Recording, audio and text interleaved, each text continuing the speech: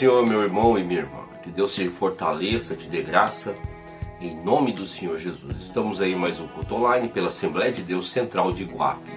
Isso é uma coisa muito importante, nós estarmos reunidos nesse momento para estarmos meditando na Palavra de Deus e ver aquilo que o Senhor requer de mim e de você. Muito obrigado, meu irmão e minha irmã. Então, nesse instante, peço que você esteja orando comigo para que Deus esteja aí nos direcionando em sua palavra, revelando aquilo que Ele quer de nós. Tá certo? Vamos orar. Pai querido, Pai santo, nesse instante peço a Tua graça, a Tua misericórdia, direciona as nossas vidas, nos ajuda, Senhor, nessa difícil missão que é poder, Senhor meu Pai, passar a Tua palavra, aquilo que o Senhor requer de nós. Nos ajuda, Pai. Em nome de Jesus Cristo pedimos o auxílio poderoso do Teu Espírito Santo para a glória e honra do Teu nome. Nos ajuda para que o Senhor seja louvado e enaltecido na beleza da Tua santidade. Em nome de Jesus, muito obrigado, ó Pai. Amém e graças a Deus. Então, nesse momento, vamos abrir a palavra do Senhor no Salmo de número 1, no versículo de número 6. Diz assim a palavra do Senhor: porque o Senhor conhece o caminho dos justos, mas o caminho dos ímpios perecerá. Aqui nós vemos um contraste entre o justo e o ímpio, né? Nós vemos um contraste. Observe bem que a primeira coisa que nós podemos estar aqui meditando é que o Salmo 1 ele diz aqui: porque o Senhor conhece o caminho dos justos. Mas como que o Senhor conhece o caminho dos justos? Então, aqui no Salmo 139, no versículo de número 1, diz assim: Senhor, Tu me sondaste e me conheces. Tu conheces o meu assentar e o meu levantar. De longe entendes o meu pensamento. Cercas o meu andar e o meu deitar. Conheces todos os meus caminhos. Sem que haja uma palavra na minha língua, eis que o Senhor tudo conheces. Tu me cercaste em volta e puseste sobre mim a tua mão. Tal ciência é para mim maravilhosíssima, tão alta que não posso atingir. Para onde me irei do teu espírito? Ou para onde fugirei da tua face? Se subir ao céu, tu aí estás. Se fizer no Seol a minha cama, eis que tu ali estás também. Aqui no Salmo 139, no versículo 1 até o versículo 24, não está tratando apenas da onipresença, onipotência e a onisciência de Deus. Não.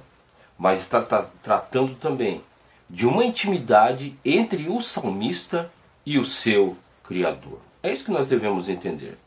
Então veja bem que Davi, como uma pessoa justa diante de Deus, ele tinha ali uma intimidade para com Deus, né? Embora ele tenha falhado, como nós podemos ali estar meditando no Salmo 51, no versículo de número 10, que diz: cria em mim, ó Deus, um coração puro e renova em mim um espírito reto. Não me lances fora da tua presença e não retires de mim o teu Espírito Santo. Torna a dar-me a alegria da tua salvação, sustém-me com o espírito voluntário. Então nós vemos aqui que Davi, embora tenha pecado contra o Senhor, ali adulterando com Betseba, matado Urias, né? Vemos que ele se arrependeu. Aqui no Salmo 51 nós vemos o arrependimento sincero de Davi. E isso fez com que ele se tornasse justo diante do Senhor. E Davi, nós podemos observar que ele voltou à intimidade com Deus. E Davi, ele era uma pessoa completamente íntima de Deus. A todo momento nós podemos observar, quando nós lemos a história de Davi na palavra do Senhor, que Davi foi um homem segundo o coração de Deus, errou, falhou, mas ele tinha intimidade com Deus.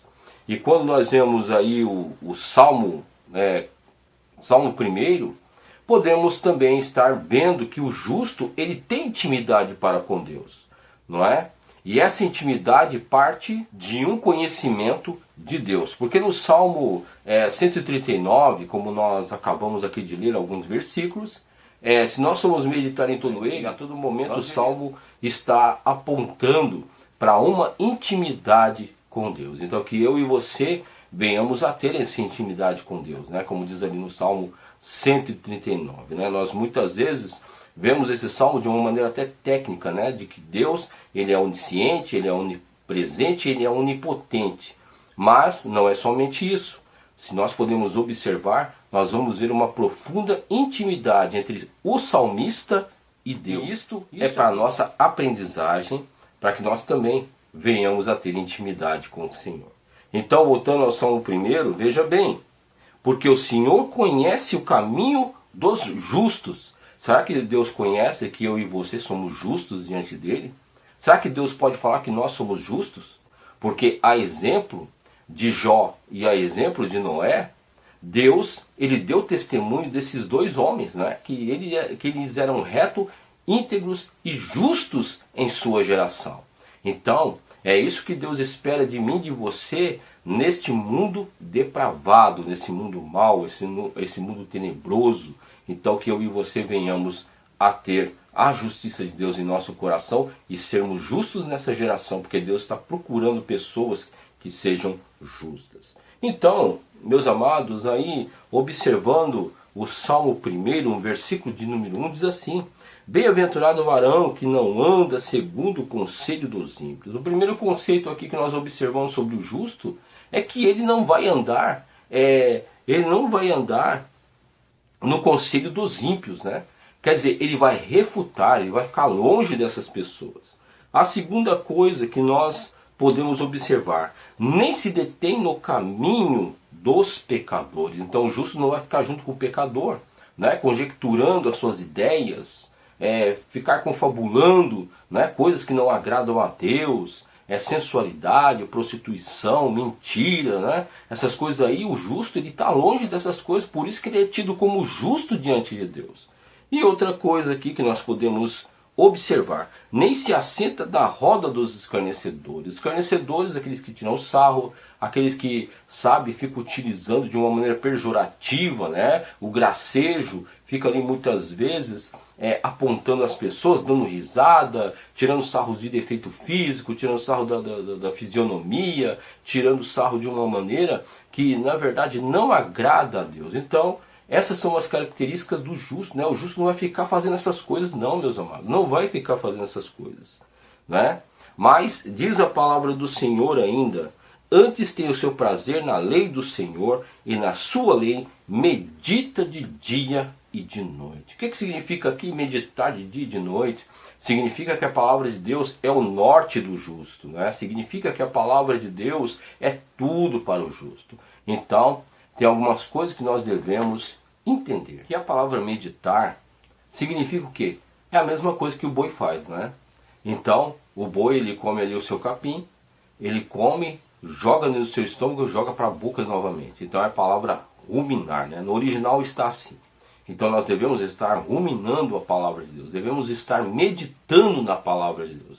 Então é isso justamente que o justo ele faz. E uma coisa... Então tem três características que eu e você devemos aprender com respeito à meditação da palavra de Deus. As características, a primeira característica é ouvir, né? Nós temos que estar muitas vezes ouvindo a palavra de Deus para que ela venha criar o quê? Venha criar um vínculo em nosso coração, para que ela possa estar permeando o nosso coração. Então nós devemos ouvir, não é? E a segunda coisa é ser exortados, né? Ser exortados pela palavra de Deus, que vai nos mostrar o caminho certo. Muitas vezes nós podemos até ser repreendidos, não é? Mas essa repreensão é para que nós sejamos educados na palavra do Senhor, né? Porque a palavra do Senhor diz que Deus repreende aquele que ama, e nós devemos entender o amor de Deus. Então devemos ser exortados, devemos ser consolados, devemos ser restaurados. Então a palavra de Deus tem essas características que nós devemos aprender. E a terceira coisa é lógico, é aprender a palavra de Deus. O que é aprender? Aprender significa colocar a palavra de Deus em prática, né? Entender a palavra de Deus, né? Ouvir, ser exortado e agora aprender a praticar a palavra do Senhor. Então tudo isso dentro de uma exegese sincera com respeito às nossas vidas, né? Analisando o que eu estou fazendo de certo, o que eu estou fazendo de errado. Então o justo ele sempre vai ter essa conotação de poder comparar a sua vida com a palavra de Deus para ver o que? Mudança, né? Então Deus ele requer de mim e de você mudança. Então, meus amados, veja bem como o justo ele é totalmente diferente. Como o justo ele tem uma intimidade com Deus, e isso aí faz com que ele, o justo, ele venha cada vez mais amar ao Senhor, servir ao Senhor com alegria, né? Vem fazer com que o justo ele venha ser uma pessoa que seja um instrumento preparado, um instrumento presente, um instrumento para fazer a vontade de Deus.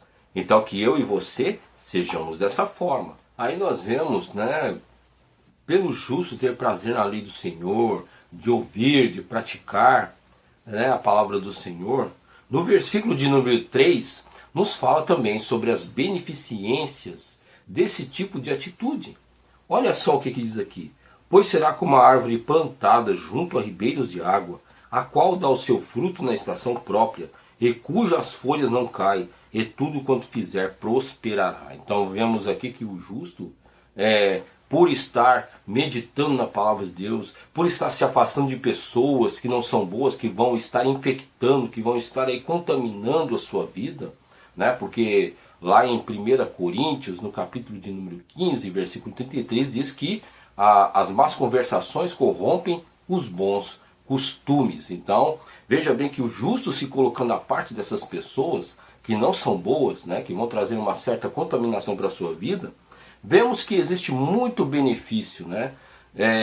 Porque diz aqui no versículo 3, pois será como a árvore plantada juntos a ribeiros de água. Então nós podemos observar ali em João, no capítulo de número 4, no versículo de número 14, que diz que aquele que crê em mim, rios de água viva fluirão do seu ventre. Então, o justo, veja bem, por crer em Deus, por crer em sua palavra, por obedecer sua palavra, por fazer a vontade de Deus, os rios de água viva vão fluir do seu ventre, né? Para a vida eterna, vão fluir, ele vai ser uma pessoa viva, vai ser uma pessoa alegre, vai ser uma pessoa que vai fazer coisas tremendas, né? Por quê? Porque Deus está com ele, porque a intimidade do Senhor está com ele. Então, continuando, aqui no versículo de número 3, podemos observar, não é? Continuando, o qual dá o seu fruto na estação própria, e cujas folhas não caem, e tudo quanto fizer prosperará. Então o justo é assim, tudo que ele faz ele prospera. Por quê? Porque Deus é com ele, porque ele tem uma intimidade para com Deus, porque ele tem ali um relacionamento para com Deus. Então isso é muito importante para mim e para você. Nós devemos manter uma vida de santidade, devemos ter uma vida de leitura, de busca da palavra de Deus, em praticar a palavra de Deus. Devemos nos abster das pessoas, não é? Até parece ser chato a gente estar repetindo essas coisas. Devemos ter uma vida totalmente de abstenção daqueles que falam coisas que não são do agrado de Deus. É isso que nós devemos entender, não é? Então, meus amados, então compensa servir a Deus, compensa com que eu e você sejamos justos diante dele, nos abstendo de tudo aquilo que não é do agrado de Deus e também meditando na palavra de Deus, fazendo que essa palavra seja o nosso norte, fazendo com que essa palavra seja o nosso aio, né? Fazendo com que esta palavra ela venha direcionar as nossas vidas. Então, observe bem as características dos justos, né? que vivem para Deus, que essa pessoa tem uma intimidade com Deus e por este motivo essa pessoa é abençoada. Agora vamos fazer uma breve meditação sobre o ímpio, né? Então aqui Salmo 1, no versículo de número 6, né? Mas o caminho dos ímpios perecerá. Então veja bem que a palavra do Senhor é bem contundente. Aquele que vive na impiedade, aquele que fica rejeitando as coisas do Senhor, aquele que muitas vezes fica desfazendo, não presta atenção nas coisas de Deus, não aparece na casa de Deus, não quer fazer a obra de Deus, muitas vezes fica vivendo uma vida promíscua, uma vida de mentira, uma vida completamente relapsa, né? aquele que muitas vezes quer fazer tudo que dá na sua cabeça, não é? Está fora da direção do Senhor, veja bem o que a palavra de Deus nos informa. Então diz aqui, no versículo de número 4, diz assim: não são assim os ímpios, mas são como a moinha que o vento espalha. Então o que é uma moinha, né? Moinha, na verdade, são cascas de cereais, né? Que muitas vezes, quando é processado, então fica aquela poeirinha, né? Fica aquela poeira, fica aquele restolho daquelas cascas, e o vento, muitas vezes, ele fica impulsionando aquelas cascas a ficarem sendo levadas para um e para outro lado, né? E também podemos observar um exemplo de folhas, né? As folhas secas que caem de alguma árvore, elas também são impulsionadas pelo vento, né? E você vê a folha para cá, a folha para lá, são folhas completamente secas, sem vida, né? Então observe que é assim que é o ímpio, né? O ímpio, ele não sabe onde fica, o ímpio, ele não tem paradeiro. O ímpio, como diz lá em Mateus capítulo de número 7, que já foi citado muitas vezes, né? Que a pessoa que é ímpia, a pessoa, ela não tem uma firmeza nas coisas, mas ela fica colocando o quê? Ela fica colocando o seu alicerce em areia, né? Então essa pessoa não vai prosperar, meu irmão, não vai prosperar. É isso que a palavra de Deus está nos falando, né? Não vai prosperar você ou eu se nós nos tornarmos ímpios e começarmos a refutar as coisas do Senhor, começarmos a rejeitar, não querer intimidade com Deus, porque o ímpio não conhece a Deus, meus irmãos. Me desculpe, mas o ímpio não conhece a Deus. Se nós meditarmos nesse Salmo primeiro, o ímpio não conhece a Deus e não quer conhecer. Não quer conhecer. E aí o que acontece com essa pessoa? Né? Então ele é como diz aqui, ó. Não são assim os ímpios, mas são como uma moinha que o vento espalha. Então, veja bem, numa espécie de graduação, o ímpio, ele muitas vezes por um pecado não mais satisfazer, porque ele vai se imbuindo num pecado de uma tal forma, de tal maneira, que já não satisfaz ele vai pular para outro, vai pular para outro, vai pular para outro pecado, como diz ali, né, no Salmo 7, versículo 42, que um abismo puxa outro abismo, e isso é uma realidade que eu e você devemos ficar alertas. Por ser justos, nós podemos cair na impiedade também, porque a palavra do Senhor também nos informa, em 1 Coríntios capítulo de número 10, no verso de número 12, diz ali, né, a palavra do Senhor: quem pensa estar de pé, ore para que não caia. Então, que eu e você fiquemos alertas a essas coisas, não é? Então veja bem, né, se você está na impiedade, por favor, se arrependa, porque o Senhor, ele pode acabar com a sua vida. O Senhor, ele pode te rejeitar. E não vai ser fácil não, meu irmão e minha irmã. Se nós que muitas vezes procuramos ser justos, nós erramos, nós falhamos, temos que nos arrepender, temos que tomar cuidado para não nos tornarmos ímpios. Você está entendendo? Quanto mais aquele que está na impiedade, meu Deus do céu. Tenha misericórdia, Senhor, das nossas vidas. Né? Tenha misericórdia. E diz aqui, então continuando aqui no versículo de número 5, diz assim: pelo que os ímpios não subsistirão no juízo. Meu Deus do céu. Não é? O que significa isso aqui? Isso aqui? Que quando comparecer diante do trono branco não vai subsistir no juízo. Ah, estou diante do trono branco, e agora? Hã? E aí sua vida de impiedade, o que te serviu? Isso foi bom para você? A sua vida de impiedade? Agora você está diante do trono branco. Meus amados, nós não sabemos o dia do amanhã. O que vai acontecer com a nossa vida? Não é? Muitas vezes a pessoa fica fazendo planos, né? Como diz lá em Tiago, capítulo de número 4, a pessoa fica fazendo plano: ah, vou naquela cidade lá, vou ganhar dinheiro, vou fazer isso, vou fazer aquilo. Né? Mas a Bíblia chama essa pessoa que tem umas ideias o quê? Demoníacas, né? Porque está tomando decisão segundo o seu coração, não está buscando a Deus. Olha só. E o ímpio, ele não vai buscar a Deus porque não conhece a Deus. Ele prefere ficar na impiedade. Olha só, e não vai subsistir no juízo. Será que a palavra de Deus não é clara para mim e para você? Claro que é claro. E diz aqui: nem os pecadores na congregação dos justos. Quer dizer que o ímpio, ele não vai permanecer na congregação do justo. Não adianta, não vai permanecer. Não é? Tanto em âmbito escatológico, né, lá no céu, quando nós fomos arrebatados, também tanto na casa de Deus, não vai permanecer, não vai permanecer. Pode até estar ali presente, né, de corpo presente, que tem pessoas que estão na casa de Deus, ouvem a palavra de Deus, não quer saber da palavra de Deus, não quer saber de arrependimento, você está entendendo? E seu coração está voando para outros lugares, não é verdade? E tem aqueles que estão na casa, que E tem aqueles que na verdade sumiram da casa de Deus. Não querem saber, não querem ter intimidade com Deus. Você está entendendo? Então, veja bem que às vezes é o próprio Deus que está tirando essas pessoas. Por quê? Porque essas pessoas podem prejudicar o justo, né? Então nós devemos ter essa conotação também. Parece assim ser meio cruel, mas é a verdade, não é? Que o ímpio ele pode atrapalhar o justo, pode atrapalhar a obra de Deus. Não é isso que diz lá em João capítulo de número 15, né? Que diz ali que aqueles ramos que dão fruto, você está entendendo? Eles são limpos pela palavra de Deus.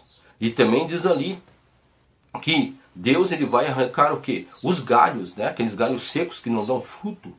Por que ele vai tirar? Simplesmente, meus amados, veja bem, que aquele ramo que dá fruto, né? Porque ali está falando da videira verdadeira, que é o próprio Jesus Cristo, tem ali os seus galhos que dão fruto. Então tem que fazer uma limpeza, tirar o quê? Aqueles galhos podres, né? Aqueles galhos que estão ali, muitas vezes atrapalhando, porque pegar as folhas ali, a claridade do sol, para dar fotossíntese. E dali vem o fruto, né? Vem a água, e vem os nutrientes da terra e faz com aquele galho, aquele ramo de frutos. Mas se existe galho ali podre ali, se existe galho que não está dando fruto, normalmente, né, o agricultor ele vai pegar, vai cortar, vai podar aqueles galhos ali. Vai podar e vai deixar só aqueles que dão fruto, né? E isso aí vai fazer com que os galhos que dão fruto dê mais fruto ainda. Então nós devemos estar atentos a esse tipo de coisa. E nós vemos que dentro dessa exemplificação acontece também com a casa de Deus, né? Por que será que muitas vezes a obra de Deus não dá fruto? Porque existe muitas vezes pessoas ímpias que não querem fazer a vontade de Deus, só estão atrapalhando. Mas é um motivo para que você venha se arrepender dos seus pecados e venha voltar a ser justo e ter conhecimento do próprio Deus. Não é, meus irmãos? Então nós devemos entender essas coisas. Não é verdade? Então, veja bem, Deus ele não quer condenar ninguém. Né? Deus não quer condenar, Deus veio para salvar. Mas falar que a pessoa ouve a palavra de Deus e não cria qualquer tipo de atento, a pessoa não quer se arrepender, a pessoa não quer se quebrantar, meu irmão, chega um momento que Deus ele pega Deus ele pega e corta essa pessoa, não é? Isso é para o meu e para o seu temor, não é? Porque muitas pensam que Deus é amor, Deus vai permitindo, não é assim não, Deus não trabalha desse jeito. Deus ele dá um tempo de arrependimento, não porque Deus ele não quer que a pessoa se arrependa, a própria pessoa é que rejeita Deus. Temos que tomar o máximo de cuidado com relação a isso. E aqui em Mateus 7, no versículo de número 21, diz aqui: nem todo o que me diz Senhor, Senhor entrará no reino dos céus, mas aquele que faz a vontade de meu Pai que está nos céus. Muitos me dirão naquele dia: Senhor, Senhor, não profetizamos em teu nome? E em teu nome não expulsamos demônios? E em teu nome não fizemos muitas maravilhas?